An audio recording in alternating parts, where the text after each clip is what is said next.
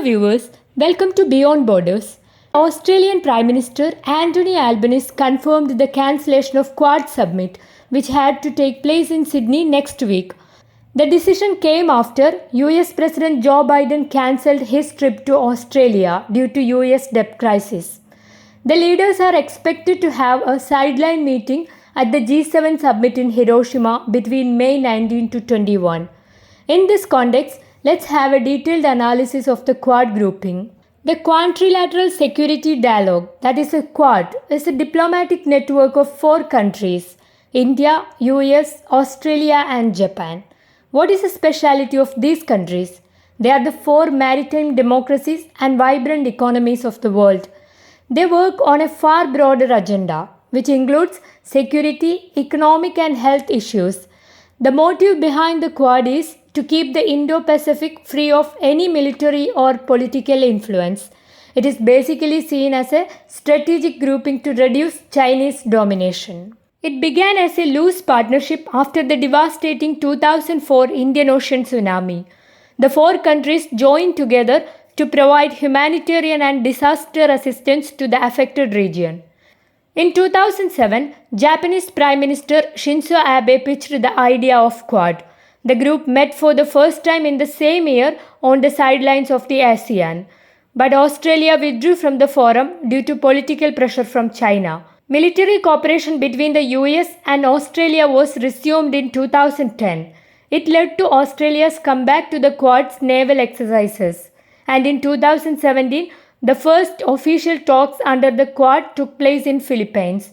It reflected changing attitude in the region towards China's growing influence. Now let's see how the Quad work. The Quad does not have a decision-making body or secretariat. The alliance is maintained through summits, meetings, information exchanges and military drills. Quad partners engage regularly through leaders, foreign ministers, Sherpas, senior officials and experts. The leaders share their views on contemporary global issues. China has complained that the Quad is an attempt to form Asian NATO. Therefore, China issued formal diplomatic protests to the member countries. But the members say the group is meant to deepen economic, diplomatic and military ties among 4 countries. Though not openly stated by the members, the partnership is meant to counter Chinese aggression.